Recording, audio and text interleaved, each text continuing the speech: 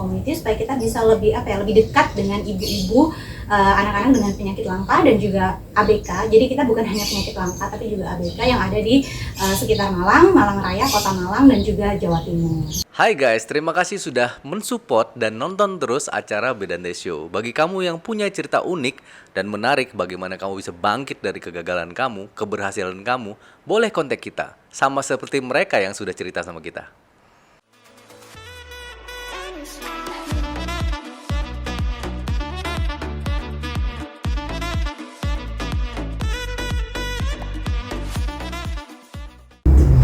Sahabat Bedante, hari ini saya berada di Kota Malang, jauh-jauh ke Malang untuk datang dan bertemu dengan ibu-ibu sibuk nih. Ibu-ibu sibuk ini kenapa saya temuin? Karena ibu-ibu sibuk ini adalah merupakan salah satu di komunitas di Malang, komunitas MOR namanya, yaitu untuk ibu-ibu yang memiliki anak berkebutuhan khusus. Luar biasa mendapat kesempatan bisa ngobrol dengan Ibu Kusna selaku ketua, lalu Ibu Mila sebagai wakil, lalu Bu Tias sebagai humasnya nih ya. Terima kasih banyak sudah meluangkan waktu buat Bedante Show nih Bu. Sama-sama. Terima kasih banget karena memang ini loh, banyak orang nggak tahu gitu. Kedengeran tuh MOR itu kan kayak grup band gitu, gitu kan ya. MOR itu singkatannya tuh apa Bu? Singkatan pastinya? MOR itu singkatan dari Mom of Rare Disease Community. Mom of Rare Disease Community. Berarti penyakit langka. Iya. Penyakit langka. Penyakit langka tuh seperti apa misalnya? Penyakit langka itu adalah penyakit yang prevalensinya itu kurang dari berapa? 1/20.000 kelahiran. Kemudian untuk macamnya penyakit langka sendiri itu ada banyak banget. Kalau di komunitas kita, ya termasuk kita bertiga, juga anak-anak kami ini merupakan penyintas penyakit langka. Kalau anak saya kebetulan memiliki kelainan langka penyakit jantung bawaan atresia pulmonal. Kemudian Mbak Mila, putrinya juga merupakan penyintas penyakit langka otak yang bernama lisensefali. Kemudian Mbak Tias juga putranya memiliki kelainan di tempurung kepala yang langka namanya craniosynostoses. Oh, itu berarti 1 dibanding 20.000 kelahiran baru ada gitu ya, gitu ya. Sorry, itu boleh disebut penyakit atau kelainan atau gimana biasanya? Ada yang penyakit, ada yang kelainan. Jadi emang berbeda ya. Itu kita sebut penyakit kalau penyakit itu dia kalau ada yang termasuk kelainan itu. Jadi kalau kelainan itu kayak misalkan dia tuh tidak berdampak kayak bisa ini kan dia CP-nya itu kan kelainan kan, jadi dia tidak disembuhkan dengan obat gitu. Tapi ada juga yang penyakit seperti lupus itu kan dia penyakit yang butuh obat-obatan gitu. Tapi ada yang dia kelainan jadi tidak disembuhkan, tidak dikasih obat, tidak diobati gitu. Karena emang itu kelainan. Oke, sebelum kita masuk ke dalam penyakitnya sendiri ya, kita dari awal kita udah janjian nih bahwa kita memang bukan mengarah ke penyakitnya karena kita bukan background medis ya Bu ya. Yeah. Jadi kita ngobrol tentang bagaimana MOR ini bisa memberdayakan orang tua dari anak yang berkebutuhan khusus, ditambah juga apalagi nih yang MOR targetin sebenarnya, tujuan MOR itu dibentuk. Sebenarnya kita kan punya visi dan misi di MOR Community itu. Nah, tujuan kita merangkul ibu-ibu yang memiliki anak dengan penyakit langka dan berkebutuhan khusus untuk bareng-bareng sama kita nih. Kalau ibu-ibu itu nggak sendiri, ternyata ada kita. Nah, kemudian ada misi kita nih. Misi kita itu mengedukasi masyarakat umum. Bagaimana caranya untuk aware sama penyakit langka dan anak berkebutuhan khusus. Karena kan memang masyarakat awam selama ini kan banyak yang mengira kalau anak berkebutuhan khusus itu aib atau anak yang perlu disembunyikan. Padahal kan anak itu semuanya adalah anugerah gitu kan. Ya, biar sama-sama, berarti bisa selalu kontak ya. Berarti saya kan ketemu juga di IG ya. Iya. Dan di IG itu sahabat Bedante boleh lihat bahwa di IG itu benar-benar banyak edukatif. Bukan yang alay-alay Bu ya. Bukan konten alay tapi benar-benar edukatif bagaimana kita bisa menyikapi. Makanya saya kontak Bu. Karena memang aktif banget di IG juga dan konten-kontennya bener-bener mendidik gitu yang ngebantu kita. Kak, sebenarnya udah berapa lama nih? Jadi MOR itu pertama kali terbentuk pada tanggal 17 Maret 2020. Jadi pas awal pandemi. Oh, Jadi awal. sekarang kita udah hampir 3 tahun nih, mau ulang tahun yang ketiga nanti Maret tahun depan. Oh, oke. Jadi memang karena kita terbentuknya itu waktu pandemi, jadinya kemarin kegiatan-kegiatan kita tuh emang lebih banyak online gitu. Jadi memang kita fokuskan di edukasi online itu kita banyakin. Selain konten-konten reels di Instagram juga kita bikin kuliah WhatsApp, kemudian webinar, kemudian juga Instagram Live gitu, yang tetap jalan sampai sekarang gitu. Cuman memang harapan kami sih, karena ini pandemi udah mulai reda, harapannya nanti kita bisa bikin banyak acara offline juga supaya para orang tua ABK dan anak penyakit langka ini bisa saling ketemu di dunia nyata nih. Biasanya kan kalau ketemu langsung itu pasti beda rasanya kalau selama ini tuh cuman ketemu via WhatsApp atau via Instagram gitu. Oke. Berarti sudah baru 3 tahun ya, baru Iya. 3 tahun tapi sudah aktif dan membernya sebenarnya berapa sekarang? Sebenarnya gini, kenapa kok 3 tahun tapi kita sudah sangat aktif? Karena sebelum kita membentuk MOR sebenarnya kita sudah tergabung di komunitas lain. Oke. Tapi karena komunitas ini berskala nasional, kita sulit untuk bisa berkembang kan, karena kita harus ngikut sama pusat yaitu di Jakarta. Nah, akhirnya kita bentuk MOR Community supaya kita bisa lebih lebih dekat dengan ibu-ibu, anak-anak dengan penyakit langka dan juga ABK. Jadi kita bukan hanya penyakit langka tapi juga ABK yang ada di sekitar Malang, Malang Raya, Kota Malang dan juga Jawa Timur. Oke. Lebih ke ya besarnya itu maksimal di Jawa Timur lah ya. Iya, Oke. tapi ternyata setelah kita banyak mengedukasi di Instagram, loh kok malah yang di luar Jawa Timur ini malah juga banyak yang akhirnya kayak tertarik dengan Iya. MOR gitu. Termasuk saya, Bu. Dari Tangerang gitu kan ya. Nah, kalau untuk di Jawa Timur sendiri, terserah mau di Jawa Timur atau di Malang, sebenarnya membernya sudah berapa banyak? Oke, jadi kalau kita disebut member itu kalau dia tergabung dengan support group ya, support group yang ada di WhatsApp ini. Jumlahnya sekarang ada 100 orang. Tapi di antara 100 itu juga di situ ada termasuk pengurus dan juga ada volunteer. Gitu. Oke, tapi untuk mereka semua, apakah punya anak-anaknya penyintas juga semuanya? Mungkin mau Iya, jadi memang yang tergabung di situ adalah paling banyak memang orang tuanya aja sih, orang tua dari, karena memang rata-rata tuh yang bergabung ke kita itu anak-anak yang punya penyakit langka atau ABK, jadi memang masih kecil-kecil, belum dewasa gitu. Jadi memang yang bergabung ke kita hanya orang tua dari anak-anak penyintas itu.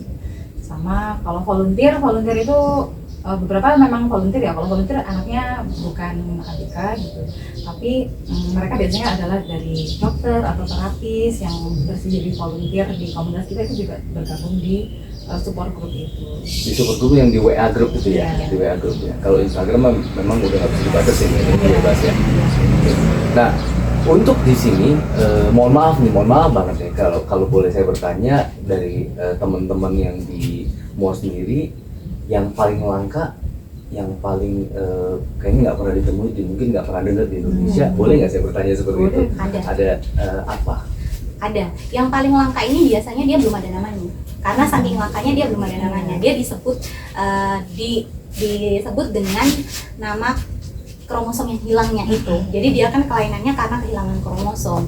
Jadi ini ada atau penambahan atau kekurangan kromosom. Jadi di anggota MOR ini ada yang penambahan kromosom 8 itu additional kromosom 8. Jadi disebutnya penyakitnya additional kromosom 8 gitu. Ada juga yang delesi. Iya, delesi ya. Rafifa itu delesi, dia delesi kromosom berapa ya? 5 ya? Iya, Kromosom 5. Jadi disebutnya karena saking langkanya belum ada namanya. Jadi disebutnya dengan kromosom yang hilangnya itu. Dan di mana ada? ada. Itu gara-garanya, yang Rafka itu Blitar sih, yang satu di Blitar yang penambahan kromosom 8 itu. Kalau yang satu yang Rafifa itu yang delesi kromosom 5 dari Malang, anaknya udah besar, umur 10 tahun. 10 tahun. Wow. Ternyata banyak yang memang penyakit atau kelainan yang memang kita nggak pernah tahu ya, bahkan namanya sendiri aja belum tahu gitu Iya. ya. Tapi bagaimana merangkulnya? Nah, ini kita udah mulai masuk ke inti yang kita pengen tahu nih. Jadi bagaimana merangkul teman-teman yang memang punya anak kebutuhan khusus? Kan banyak banget tuh yang di luar sana yang ini anak gue beda nih, tahu Tapi giliran ditanya nggak mau jawab, itu istilahnya either beberapa hal lah, banyak beberapa hal. Itu bagaimana dari MOR itu bisa merangkul mereka? Oke, maksudnya jadi bagaimana kita membantu mereka gitu ya? Merangkul supaya mereka mau terbuka. Supaya terbuka. Kan biasanya kan memang ada boundaries ya. Iya, iya. Kalau rata-rata sih kalau mereka sudah mencari support group artinya mereka sudah di tahap sudah terbuka ya seharusnya. Tapi kalau misalkan usaha kami untuk merangkul orang-orang nih yang masih belum terbuka ya dengan memberikan edukasi di sosial media itu bahwa kamu tuh nggak sendiri, ada kita di sini gitu. Mungkin ada Iya, sama sih sama kayak Mbak Mila. Jadi memang yang bisa, sebenarnya kita memang nggak bisa memaksa juga ya, karena memang sebetulnya kan denial itu adalah tahap alami juga yang dialami oleh orang tua ABK dan penyakit langka.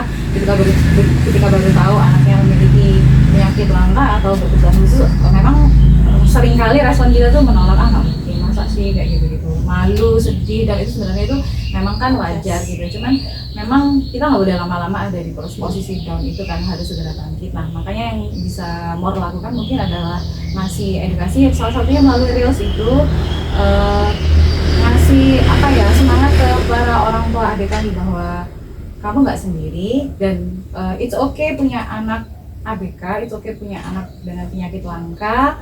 Itu nggak mengurangi apa ya, kemuliaan dirimu dan kemuliaan anakmu. Jadi jangan malu, yuk kita bangkit bareng gitu. Itu yang berusaha kita sampaikan melalui Oke. Apakah ini kalau kita ngomong tadi kan denial ada sesuatu yang normal atau dan dari ibu sendiri apakah pernah mengalami hal seperti itu? Kalau aku pernah waktu itu ini apa, pertama kali tahu kalau anakku itu terdiagnosa penyakit jantung bawaan. Nah waktu itu dokter mengatakan kalau usia anakku itu nggak lebih dari 10 bulan, karena waktu itu keadaan jantungnya itu kalau dilihat di USG itu ini apa, bengkak, sebelah kanan bengkak, terus bocor di mana-mana, beliaunya bilang itu. Jadi sudah gagal jantung. Sorry boleh potong. Itu dari lahir sudah ada indikasi? Dari lahir. Setelah lahir langsung udah ada? Setelah lahir itu sering sakit, sering sesak nafas, sering masuk rumah sakit. Tapi usia 6 bulan dinyatakan koma 3 hari. Setelah sembuh dari koma itu selama 10 hari, baru kita tahu kalau ternyata punya penyakit jantung bawaan. Setelah di eko jantung, ternyata memang keadaan jantungnya itu bengkak, terendam air, bahasanya itu terendam cairan, terus gagal jantung. Nah, dokter ngomong kalau usianya nggak lebih dari 10 bulan. Nah, waktu itu setelah ketahuan kalau PJB, penyakit jantung bawaan, disarankan untuk CT scan karena tumbuh kembangnya memang tidak sama seperti anak yang lain. Ternyata hasil CT scan itu ternyata ada penyakit langkahnya itu tadi, craniosynostosis. Nah, waktu tahu, jelas dunia tuh kan kayak runtuh gitu kan. Kenapa saya? Kan saya bertanya-tanya, kenapa harus saya? Apa salah saya? Kan seperti itu. Akhirnya saya nggak ke rumah sakit selama beberapa bulan. Saya nggak ke rumah sakit, saya nggak berobat. Tapi lama-lama saya sadar kalau saya seperti ini terus, apa yang terjadi sama anak saya. Jadi kembali lagi saya ke rumah sakit. Jadi keputusan saya tetap ke rumah sakit untuk berobat. Gitu. Ternyata setelah berjalannya waktu, ada lagi penyakit penyerta lainnya sampai 7 penyakitnya yang ada di dalam tubuhnya. Itu gara-gara jantungnya memang nggak berfungsi secara normal atau memang sebenarnya sudah ada? Sepertinya tidak, sepertinya sudah ada, cuma ketahuannya itu memang awal ketahuan anak saya itu kan penyakit jantung bawaan. Setelah itu dicek semuanya, dari beberapa poli saya masukin semuanya ada penyakitnya. Jadi setiap hari kita ke rumah sakit untuk menegakkan diagnosa waktu itu. Nah yang terakhir kemarin ternyata diagnosa baru belum 1 tahun ini, anak saya epilepsi juga. Belum 1 tahun? Belum 1 tahun. Kalau epilepsi kan sebenarnya ketahuan dari awal atau baru setahun ini baru ketahuan gimana? Baru ketahuan 1 tahun ini. Ada ininya? Kejang, iya. Jadi kejangnya berulang tapi tidak demam. Terus sharing ke grup, lebih baik memang kita ke dokter saraf, ke dokter anak subspesialis saraf gitu kan. Terus di EEG ternyata memang benar kalau ada epilepsi. Ibu dunianya runtuh Dek. pertama kali, Ya, lalu sudah mulai berdamai, lalu mendengar banyak seperti itu. Lalu ibu merasanya gimana? alhamdulillah setelah bergabung dengan komunitas banyak teman, saya sudah nggak sedon yang waktu awal umur 6 bulan. Jadi sudah ya mau apa? Ini toh anak saya juga. Wow. Saya bingung. Karena apa? Karena kondisinya itu memang bukan sesuatu yang bisa langsung kayak kita pilek ya, makan obat langsung baik. Kita udah prediksi kurang lebih 2 hari 3 hari sembuh gitu kan. Nah ini kan mesti panjang, berarti napasnya ibu juga lebih panjang gitu ya, untuk mempertahankan mentalnya ya. Biasanya ibu selain komunitas, oke, satu komunitas itu nanti kita ulas lagi lebih banyak mengenai komunitas. Tapi dari ibu ini selain komunitas, apa yang membuat ibu bertahan? Waktu awal dulu tuh suami itu selalu dukung meskipun tidak selalu di sisi saya. Tapi beliau itu nggak pernah ngomong sama saya tuh jangan bawa anaknya ke dokter. Saya bilang sama beliau apapun yang saya lakukan, saya yakin itu yang terbaik untuk anak saya. Jadi meskipun beliau jauh, katakanlah di luar kota atau apa, saya cukup ngomong kalau saya mau ke rumah sakit gitu. Terus kebetulan kami itu kan di lingkungan pondok pesantren. Jadi kiai kami itu mengatakan begini, kalau ibu itu mau rawat anak ibu sebaik-baiknya, dia yang akan mengangkat derajat orang tuanya.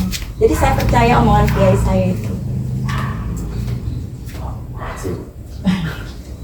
Semoga ada ini ya, ada jalur buat si kecil juga bisa lebih ya ada sesuatu yang lebih bisa dijalanin lah ya, bisa buat cerita.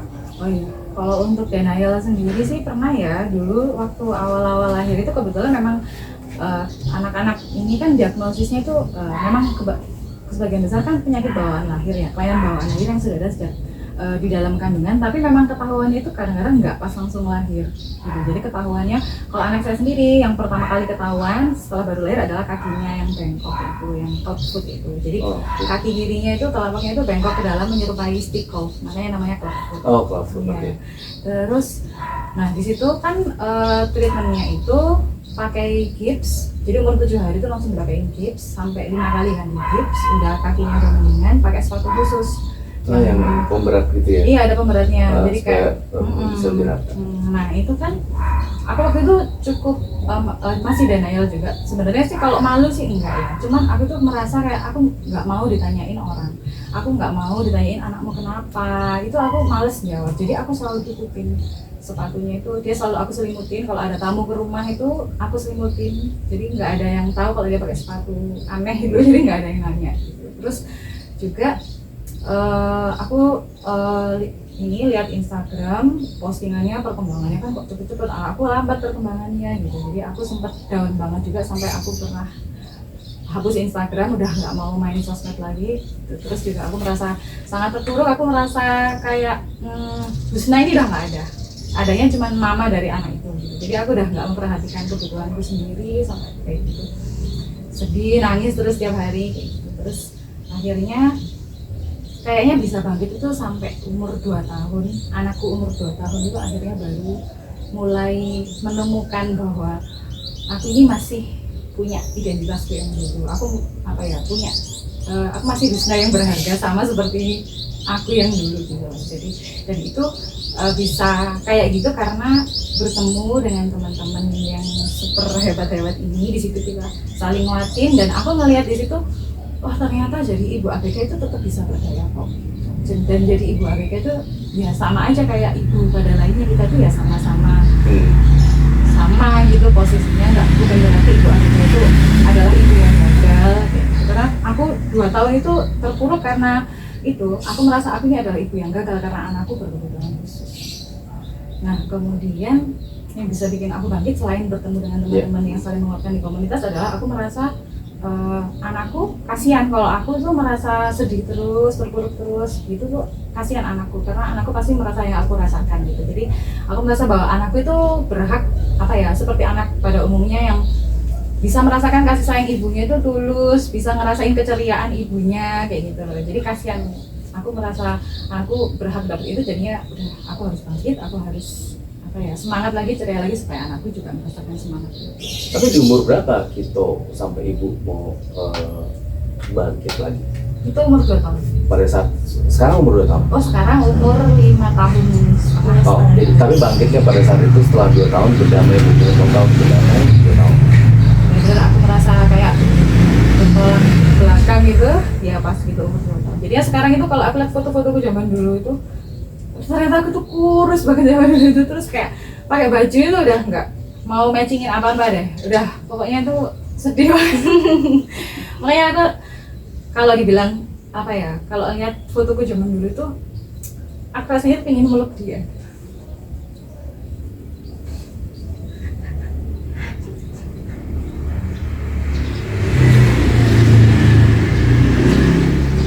Aku pengen bilang makasih udah tertahan gitu, udah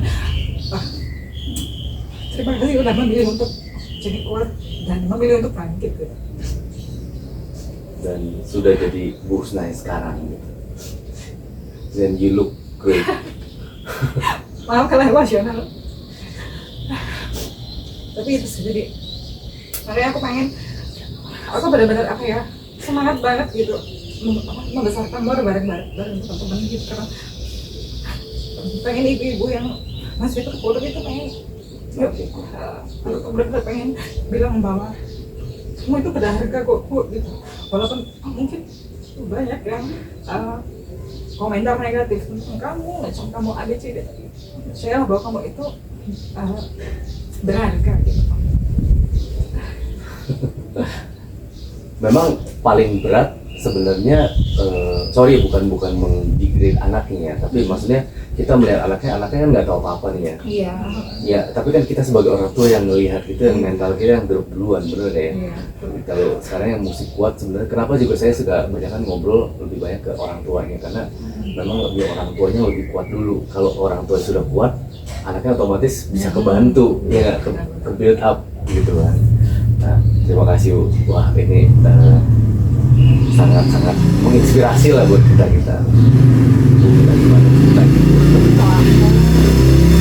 Aku sama sih ya. Jadi anakku tuh kelainannya dari kandungan kan ya. Tapi aku nggak sudah tahu. ketahuan? Enggak. Jadi aku nggak tahu. Oke. Dia emang bawaan kan lisensefali itu kelainan di otaknya. Otak itu pembentukannya waktu di dalam kandungan kan. Oke. Jadi itu emang bawaan dari lahir. Cuman aku USG tiap bulan ke dokter tuh aku nggak tahu. Jadi ya aku waktu mau lahiran ya aku seperti mau menyambut anak yang ya anak seperti aku menyambut anak yang aku harapkan, yang aku ekspektasikan nanti akan cewek kan, aku akan salonan bareng dia, main masak-masakan sama dia, aku udah ekspektasi kemana-mana gitu.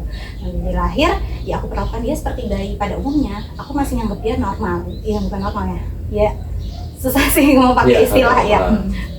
Aku masih nganggep dia bayi pada umumnya lah gitu. Sampai akhirnya waktu dia umur, kan kalau bayi itu biasanya umur 2 bulan gitu ya, setengahnya pasti kan ada gerakan-gerakan gitu ya. Apa nih kalau dikasih mainan dia Motorik bisa ya, megang motor gitu. kasar ya. Nah ini tuh enggak, jadi dia itu tangannya tuh selalu gini, kakinya dilurusin, kaku banget. Tapi kalau digendong dia jadi lemas, maksudnya lagi kayak nggak apa-apa gitu. Jadi kalau aku gendong dia kayak nggak apa-apa, cuman kalau ditaruh di kasur gini ya. Kan aku suka banget sharing anak-anakku di sosmed ya, nggak cuman si Dita ini, kakaknya dulu sebelum aku punya Dita emang aku sering sharing anak-anakku di sosmed gitu. Terus waktu Dita aku juga sharing, cuman tiap aku foto dia aku cari angle yang supaya dia nggak kelihatan aneh gitu, karena emang bentuk dia, badannya dia tuh aneh gitu. Jadi aku emang denial gitu waktu itu, aku nganggapnya dia nggak apa, paling nanti juga dia normal gitu. Tapi aku tutupi, tiap aku foto kan kepala dia agak mengecil, aku cari angle yang gimana supaya kepala dia kelihatan normal gitu. Jadi semua fotonya dia kelihatan cantik, nggak ada yang tahu kalau dia itu kepalanya emang agak kecil, terus badannya kaku, kakinya lurus, tuh nggak ada yang tahu. Fotonya kebanyakan tuh kayak muka doang dan dia tersenyum, anaknya senyuman banget kan. Jadi foto senyum. Terus udah mulai 2 bulan, 3 bulan itu mulai nggak ada tengkurap, kalau digendong kepalanya nggak, masih jatuh gitu. Oh nggak ini ya? Enggak. Belum Sampai bentuk sekarang apa? dia masih head controlnya masih buruk banget, karena dia kan dia cerebral palsy quadriplegia, jadi seluruh anggota geraknya itu terdampak dan dengan derajat yang sama, jadi emang berat. prognosisnya emang nggak sebagus dua teman saya ini ya, prognosisnya saya bisa dibilang nggak bagus gitu.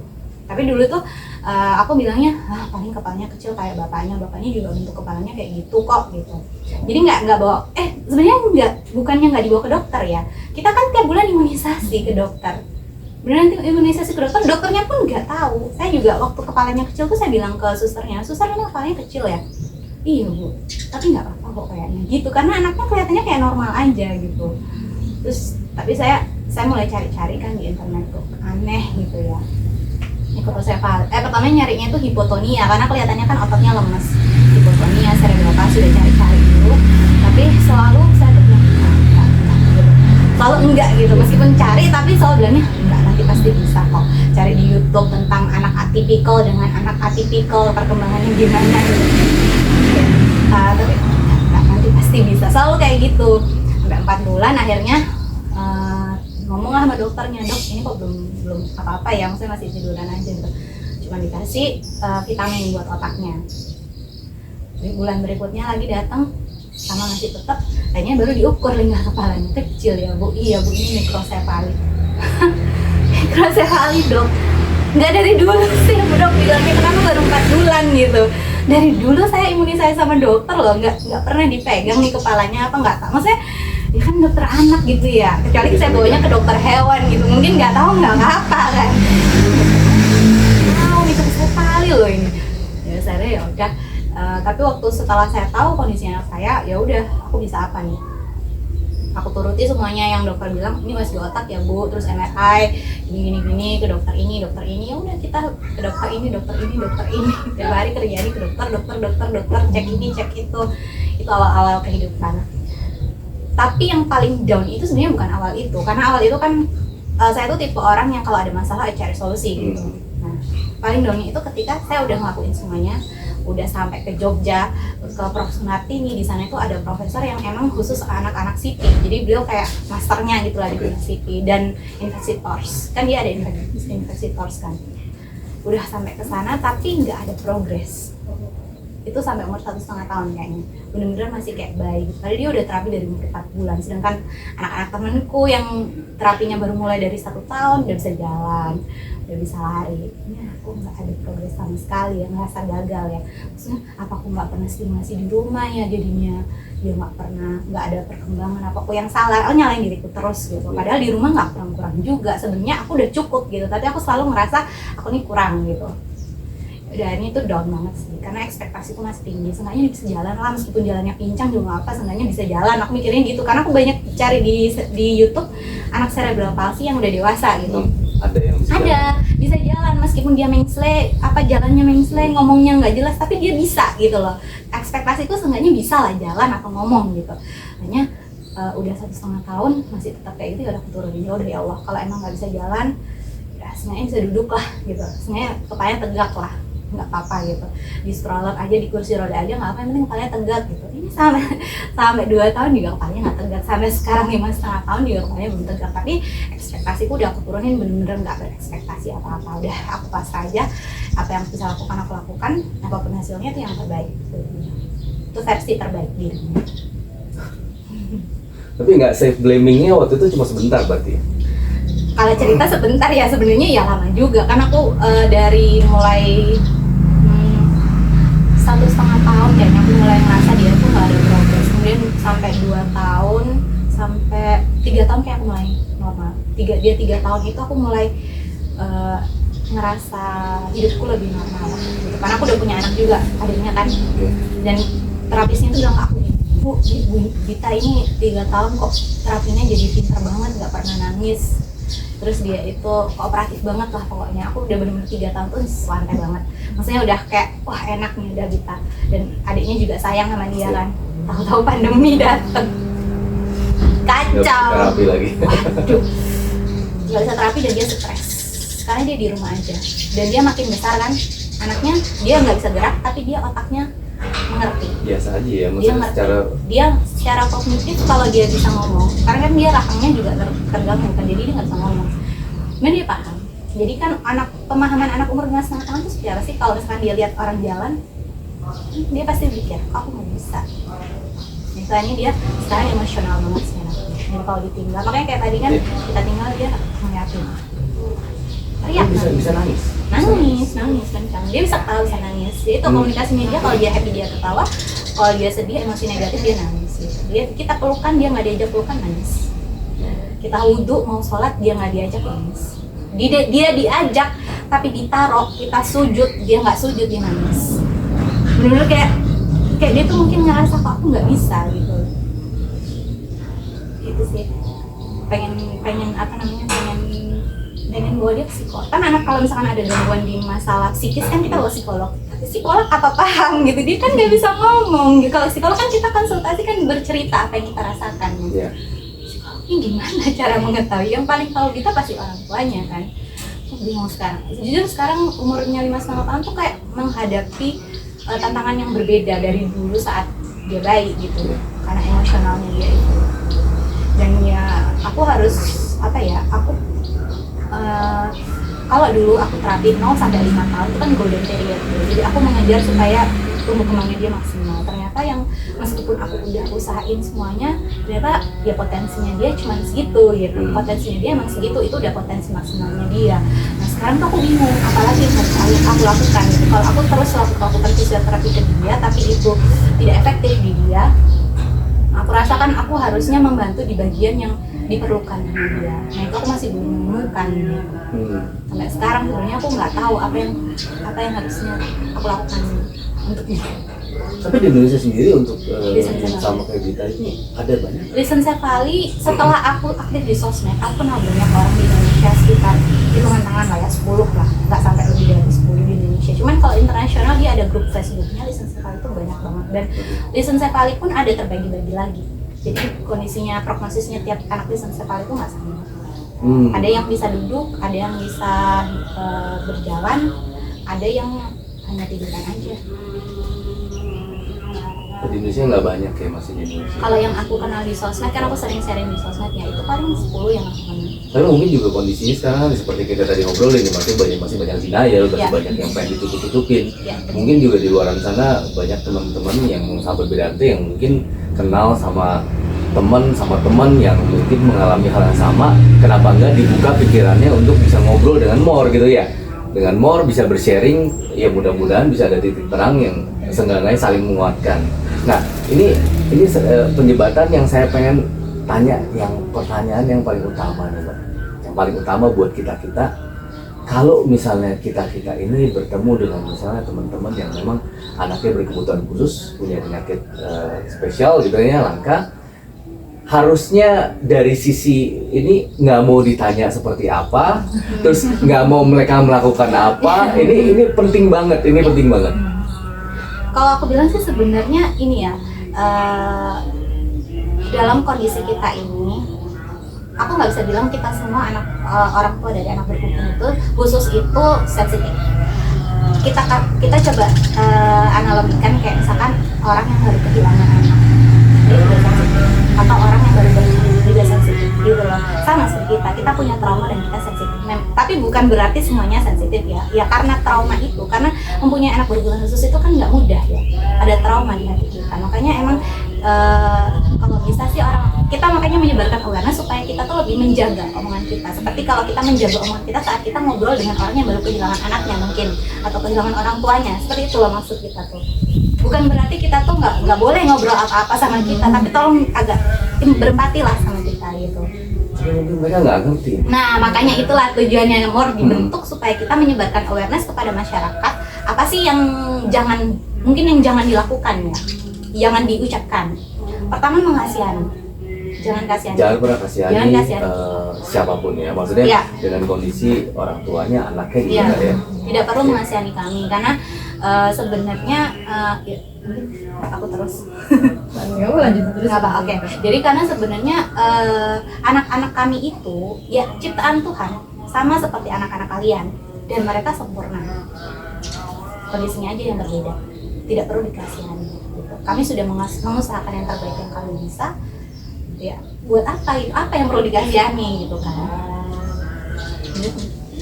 Kemudian yang jangan diucapkan juga adalah mungkin kata-kata seperti ini yang paling sering kita dengar sebagai orang tua ABK ya. Dulu nggak dijaga ya hamilnya, jadi menyalahkan. Dulu aku nggak pernah membunuh hewan waktu hamil kayak gitu. Jadi dulu lupa ya berdoa ya untuk kesehatan anak ya. Doanya cuma biar anaknya cantik, cakep aja ya. Ada yang kayak gitu, ada. Terus ada lagi yang dosa apa dulu, makanya anaknya lahir sampai seperti itu. Nah kata-kata itu yang jangan, kalau bisa jangan sampai diucapkan gitu. Karena itu sangat menyakiti hati banget ya untuk kami. Dan asal tahu aja, tanpa mereka menyalahkan kami sendiri sudah menyalahkan diri kami sendiri. Yang paling menyalahkan ibu ABK itu sebenarnya ya ibu ABK sendiri, diri sendiri ini terus-terusan nyalahin. Jadi nggak usah disalah-salahin, kita udah nyalahin diri sendiri. Jadi udah nggak perlu ngomong-ngomongan kayak gitu. Kalau Mbak Tias? Kalau aku misalnya nih menyebut anak cacat, biasanya kalau anak-anak kita itu kalau disebut cacat, oh cacat itu kan rasanya hati itu rasanya deg gitu kan. Nah, mending diganti dengan kata disabilitas. Iya, terus kalau seumpamanya pengen gendong, pengen peluk atau pengen pegang, mungkin minta izin dulu sama kita. Mungkin Emang ada banyak yang pegang-pegang aja? ada tolol-tolol gitu. Oh ya? Iya, kadang gitu terlihat aneh atau gimana gitu. Terus kalau anak saya kan sampai sekarang kan masih ngileran ya, masih ngecas itu. Dibilang dulu mungkin waktu hamil kepingin apa terus nggak dikasih makan atau apa gitu. Terus mungkin dulu makannya sembarangan jadi anaknya seperti ini. Oh sakit jantung, oh, dulu mungkin ini apa namanya perokok atau gimana gitu. Padahal kan enggak. Dicari lah pokoknya orang ngomong apa dicari Iya. ya. Ada lagi sih sebenarnya. Jadi yang di konten kita itu loh, jadi Itu keren banget. Jujur ngomong, saya mesti potong dan itu keren banget. Lo orang mesti nonton itu konten. Karena saya pun jadi terbuka gitu loh. Jadi apa Mbak ya tadi? pertama ganti nama. Oh iya. Banyak banget. Oh, ganti maksud? Coba ganti nama. Disuruh ganti nama. Jadi Namanya keberatan. Oh, oke. Berarti kita ngomong sekarang mitos. Ya. Mitos yang diomongin kepada orang-orang luar sana. Yang pertama disuruh ganti nama gitu kan ya. Oke. Coba deh ganti namanya gitu. Oke, mungkin maksudnya bagus. Mungkin kalau diganti namanya anaknya bisa sehat. Tapi kalau diganti dengan semoga anaknya sehat ya, maksudnya sama. Tapi kena ketikanya beda. Ya kan? Sebenarnya maksudnya kan sama. Tapi kena ketikanya kalau ganti nama ya artinya kita sudah salah memilih nama untuk anak kita. Padahal kita pilih nama itu dengan sebaik-baiknya, dengan harapan yang baik juga untuk anak-anak kita kan. Dan kalaupun kita ganti namanya, itu tidak akan merubah kelainan yang ada di dalam otak atau jantung atau bagian manapun di anak kita. Terus bilang kita hebat. Semua orang hebat gitu, nggak perlu. Maksudnya, ya kamu juga hebat, kita juga hebat. Ya sama-sama hebat, nggak perlu diucapkan gitu. Kamu hebat ya gitu. Ayo sama aja lah, kita sama-sama berjuang di battle-nya kita masing-masing. Lagi banyak sebenarnya. Jadi nonton di IG-nya langsung, Di Reels ya kan? kita, Reels-nya ada jelas di More Community bahwa itu apa yang lebih teratur lagi ya, lebih rapi karena tiap konten itu untuk tujuannya tertentu. Kalau kita ngobrol lebih ke arah memang kita ke arah psikologinya dan kita lebih kenalan untuk more-nya seperti apa. Nah, terima kasih banyak sudah sharing. Satu lagi di pertanyaannya nih, pengen banget nih pertanyaannya. Jadi pertanyaannya adalah pengennya pemerintah gimana? Karena kan tanpa dipungkiri yang satu kayak kemarin kita ngobrol nggak apa-apa ya, kita ngobrol kemarin ke salah satu komunitas juga yang CAH bahwa untuk sensusnya aja nggak ada beberapa banyak komunitas yang CAH dan saya tahu CAH itu lebih banyak komunitas daripada yang ibu-ibu yang langka ini. Nah, harapannya apa? Apakah harapannya pemerintah untuk obat-obatan atau terapi atau apa? Silakan. Kalau saya berharap pemerintah itu bisa lebih memperhatikan kebutuhan anak-anak dengan penyakit langka dan berkebutuhan khusus, terutama untuk terapi. Memang saat ini terapi itu bisa di-cover oleh BPJS, namun tidak semua rumah sakit atau klinik terapi itu bisa menerima kerjasama BPJS. Jadi tidak semua tempat itu bisa digunakan untuk terapi menggunakan BPJS. Jadi kemudian juga terapi menggunakan BPJS itu alurnya itu terlalu ribet ya Mbak Tias. Iya. Karena setiap 4 kali terapi kita harus kontrol ke dokter rehab medik, yang mana 4 kali terapi itu anak kita itu apa progresnya. Orang yang 2 tahun 3 tahun terapi aja belum tentu ada progres. Ini setiap 4 kali terapi harus kontrol ke dokter rehab medik. Kemudian durasi terapinya juga nggak sampai 30 menit ya Mbak Tias ya. Jadi pendek banget untuk terapi yang menggunakan BPJS gitu. Jadi tentu kita tuh itu, sedangkan kita kalau mau terapi pakai biaya pribadi itu cukup menguras kantong juga gitu, karena biayanya nggak murah. Dan banyak juga akhirnya orang tua ABK yang tidak menterapikan anaknya karena memang keterbatasan dana tersebut. Kadang mau ke rumah sakit besar yang bisa menerima BPJS tapi jauh banget dari rumah, sedangkan kita transport ke sana itu juga butuh uang gitu. Jadi itu yang saya harapkan bisa jadi concern untuk pemerintah, supaya birokrasi menggunakan berobat dengan BPJS ini bisa lebih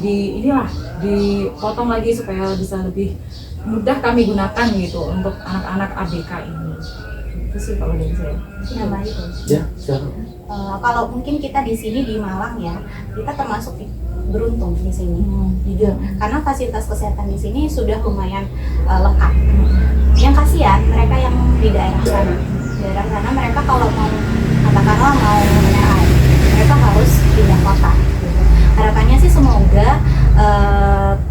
adanya pemerataan di fasilitas kesehatan yang ada di Indonesia ya, lebih merata. Jadi sehingga mereka yang ada di daerah itu nggak kebingungan saat mendapati anaknya mengalami permasalahan dalam perkembangannya atau dengan kesehatan gitu. Harus melakukan cek bisa di kota mereka sendiri, atau seenggaknya nggak terlalu jauh dari kota mereka, nggak perlu sampai ke Jawa atau ke Jakarta. Yes, ada. Kalau dari aku mungkin untuk pemerintah ini Mas, pendataan untuk anak-anak yang berkebutuhan khusus di daerah-daerah. Terus kan tidak banyak juga di daerah-daerah itu seperti kami yang bisa sosial media atau apa. Biasanya kalau di daerah-daerah, terutama tempatku ya Mas, di desa, banyak orang itu kalau sudah anaknya tidak bisa apa-apa ya sudah dibiarkan di rumah, nggak diapa-apakan, nggak ada terapi, nggak ada apa. Mungkin dari yang terkecil aja RT atau RW itu bisa mendata kalau ada di keluarga itu anak berkebutuhan khusus, mungkin didatangi pemerintah, mungkin ibunya bisa didampingi psikolog atau apa untuk menterapi ibunya dulu ya, biar mentalnya ibunya baik juga gitu. Soalnya saya banyak lihat di daerah saya itu anaknya malah disembunyikan gitu, tidak ada pendampingan apa-apa, mungkin minim informasi juga. Ya, percaya Bu, soalnya kan saya juga sering keliling-keliling daerah gitu, banyak di mana saya pernah ke beberapa daerah 2 tahun 3 tahun lalu sebelum pandemi itu yang nggak ada listrik tuh masih banyak.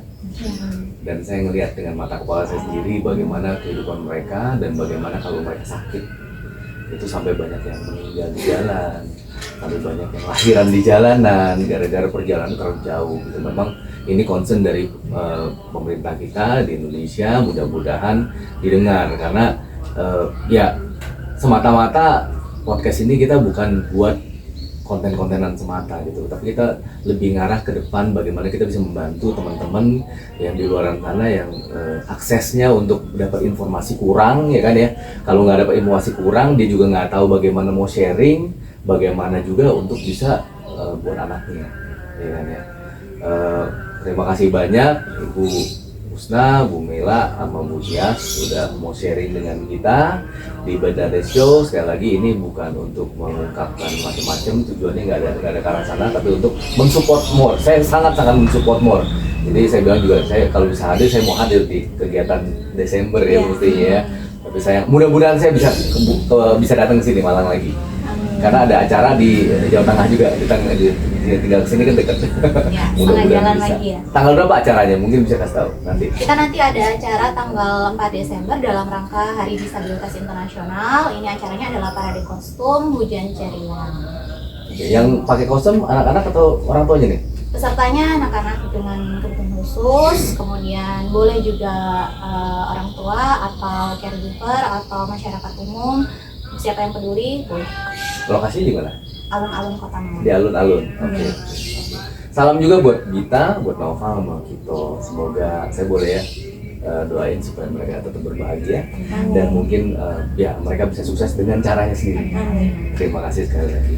Oke, sahabat Bedante, demikianlah obrolan kita dengan More Community di Kota Malang, tapi nggak terbatas di Kota Malang. Jadi More Community lebih meluas ke arah Jawa Timur karena lebih spesifik untuk mensupport teman-teman yang di Jawa Timur. Kalau ada yang di luar kota, boleh aja mampir ke Instagramnya kan saya tampilkan juga nanti. Kalau ada misalnya pertanyaan-pertanyaan bisa langsung kontak, kalau melalui kita juga boleh Bedante Show. Dan jangan pernah lupa untuk tonton terus Bedante Show dan juga subscribe, like, komen, dan share ke teman-teman karena kita memberikan informasi yang oke, bukan yang ala-ala ya. Salam Bedante Bu, kita ada salam Bedante. Salam Bedante begini. Ya sebelah kanan ya, salam Bedante dari kita. Be fun, be cuan, be inspired. Thank you for watching.